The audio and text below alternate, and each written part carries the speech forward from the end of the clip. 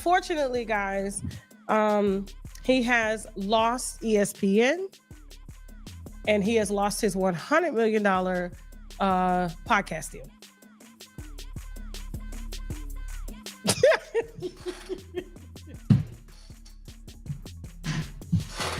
All over some Badusi. Not Katt Williams dragging Kevin Hart's name through the mud again, this time calling out his 4-foot self for allegedly throwing Shannon under the bus just to avoid getting canceled. Yep, you heard that right. What's going down with Shannon right now? Katt claims it's a straight-up setup. And guess who he says is pulling the strings? Kevin Hart himself. And baby Katt didn't come empty-handed. He brought receipts. Everyone knows Katt Williams can't stand Kevin Hart, but this latest accusation, it's wild. Katt saying Kevin sold out Shannon, all to keep his own image clean. Remember that bombshell 2024 interview Katt did with Shannon Sharpe? Katt didn't hold back then, and now he's saying Kevin's still salty about it, so much so that he's linking up with big execs behind the scenes to take Shannon down. It's getting messy out here. So get this, Gabriella Zuniga, the one suing Shannon right now, turns out she's not just some random chick. Word is her family's got serious industry ties, and folks are saying she was planted to bait Shannon's freaky side into a trap. They knew exactly how to play him, because Shannon basically told the whole world what his weakness was. Young women.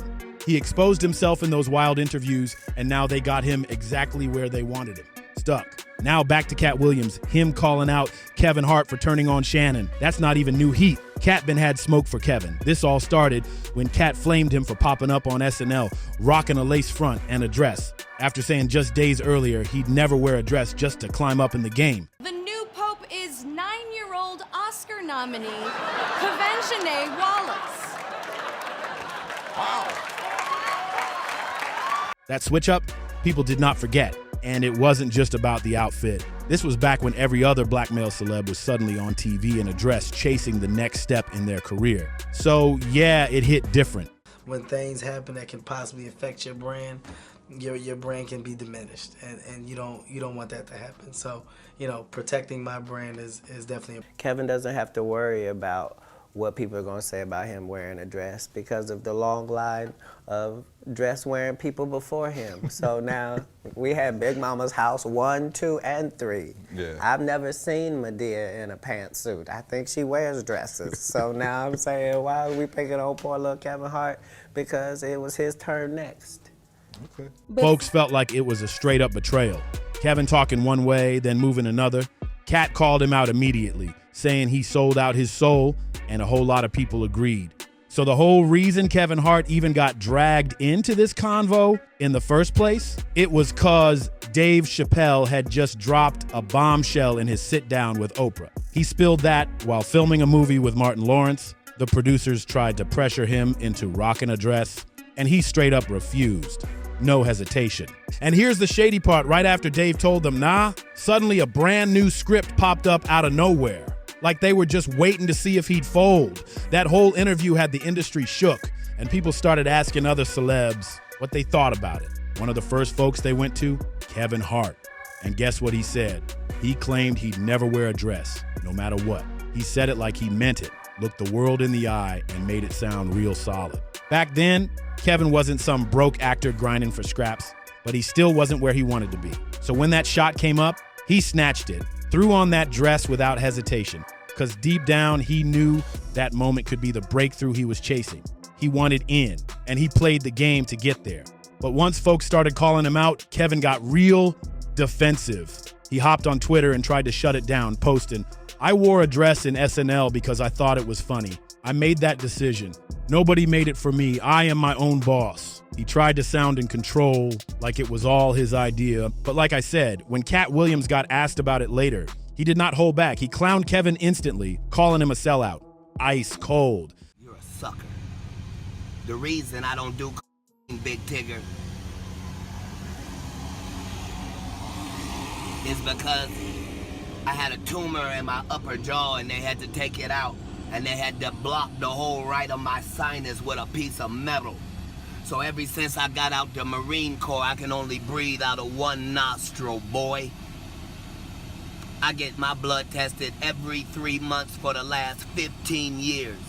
All narcotic tests have come up 0.00%. I'm 44 years old, little Tigger. You look up my rap sheet. I have never had a DUI or a possession of anything, not even the marijuana I do every day. See, when you real, you can tell the truth about. But then he got real about it too. Katt said he didn't even fully blame Kevin because this was part of a long-running pattern in Hollywood. He pointed out how black men were constantly pushed to wear dresses just to level up. And Kevin, he was just following the path laid out for him. Playing the part, doing what he was told, would take him to the top. But see, Katt wasn't just calling out Kevin for going back on his word. Nah, it went way deeper than that. At the time, the industry was actively trying to push Katt out the game. And guess who they picked to replace him? Kevin Hart. Unlike Katt, who always spoke his mind and stood 10 toes down, Kevin was willing to follow orders, even if it meant going against what he claimed to believe in. Katt was the type to say no if it didn't sit right with him. Kevin, he said yes to everything, and that's exactly the kind of puppet they wanted. So when Kevin started blowing up, they came for Katt hard. The industry straight up sabotaged him, leaking fake stories, painting him like he was some wild criminal just to destroy his name. They blackballed Katt so bad, he couldn't get roles anymore. Tiffany was only seen at the Laugh Factory. In 15 years in Hollywood, no one in Hollywood has a memory of going to a sold-out Kevin Hart show, there being a line for him ever getting a standing ovation at any comedy club. He already had his deals when he got here. Have we heard of a comedian that came to LA and in his first year in LA, he had his own sitcom on network television and had his own movie called Soul Plane that he was leading? No, we've never heard of that before that person or since that person. What do you think a plant is?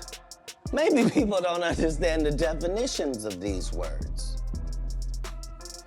He just did his documentary with Chris Rock where he shows you that his whole upbringing in comedy was on the East Coast. Yeah, it was. So how simultaneously was he here in Los Angeles doing the same thing? It didn't happen. It didn't happen. And I hate to seem like a petty individual for picking apart lies. Hollywood turned its back on him and he had no choice but to fade into the background. Now Katt might not have dropped Kevin's name directly in that interview, but Kevin definitely took it personal. You know what they say, a hit dog gon' holler. And baby, Kevin hollered loud on The Breakfast Club. He got all riled up, calling Katt a failure and claiming the only reason Katt didn't make it big like him was because he chose substances over success. These people are not powerful. Satan can't create anything. That includes blessings for his people. That's why, you know what the #1 job of somebody that sold their soul in Hollywood is? What? Is to act like it didn't happen. They all do the same job. Why do you think Gary Owen can't cross over and he already white and been in comedy for 25 years? Yeah, he really went there. But Katt, he wasn't letting that slide at all. Kevin threw some wild accusations and Katt clapped back with full force. When Katt pulled up to Shannon's Club Shay last year, he unleashed the smoke, dragging Kevin through the dirt. Katt made it crystal clear. He truly believes there's no way Kevin shot up the Hollywood ladder so fast, all on his own. In Katt's eyes, Kevin got that push from powerful folks behind the scenes, the same elites running the game in secret. Katt didn't hold back. He made it real clear that unlike Kevin, he never took hush money from the industry big dogs just to stay quiet about shady business. Nope, Katt said he stood on principle, even when it cost him everything. He brought up a moment that really showed his line in the sand. Back when they were filming Friday After Next, Katt said the producers tried to push him into a scene where his character was supposed to be sexually assaulted for laughs. Yeah, they really thought that was comedy. But Katt, he wasn't having it. He flat out refused to do the scene, said there was nothing funny about that kind of situation, and he wasn't about to play along just to please them. After that, Hollywood turned on him. He said he got blackballed, and every movie he was lined up to star in, gone. And who'd they hand those roles to? Kevin Hart, because Kevin didn't push back. He was willing to say yes no matter what the script said. No questions, no edits, just roll with it. Now, Kevin didn't clap back directly at Katt's claims, but he made it known he wasn't scared of the smoke. During his commentary on the Knicks versus Philly game, Kevin made some shady, corny jokes about Katt, mocking him by saying he bought the Knicks and dropped them off at the game. It was petty, sarcastic, and very intentional. But Katt swears, don't let Kevin's fake calm fool you. While Kevin's out here acting like he's unbothered, Katt claims he's been quietly plotting, working overtime behind the scenes to tear Shannon down. And honestly, it adds up. Because if you remember, Shannon once revealed that somebody was trying to get his whole show canceled right after Katt came on and aired some people out. Now folks are looking back at that moment and all eyes are pointing to Kevin. People really believe he was the one behind the curtain pulling strings the whole time. But wait, it gets even messier. Word on the street is that Kevin isn't just linked to that show cancellation drama. He might also be connected to the brand new SA lawsuit hitting Shannon right now. The woman suing him, Gabriella Zuniga. And here's the twist. She's not just anybody. Turns out she's tied to Hollywood royalty.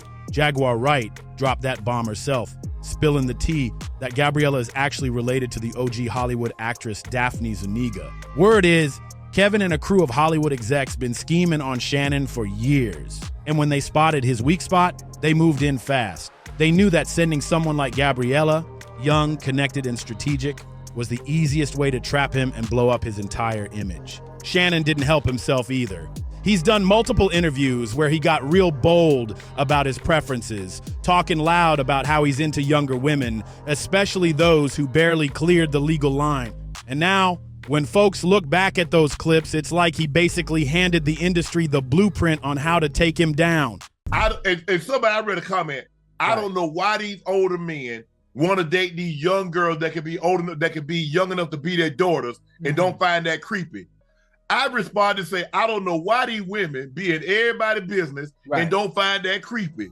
But why, hold on. But if Stella can get her groove back, Shay gonna get his groove back. Come on, How man. Shay got his groove back? Yeah. Y'all didn't say no for Stella, because I remember I went to the movie and you clap it. Yeah, child, do it, baby. That's what I'm talking about. Now all of a sudden, O'Shea trying to get his groove back is a problem. Yeah, it's a double standard. It's a double standard. And sometimes this is what they try to do. Older women, this is what older women try to do.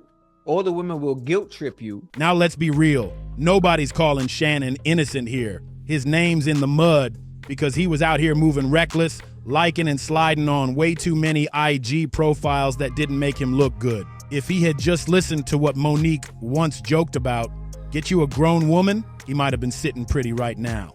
But instead, he made himself an easy target, and the industry knew just how to strike.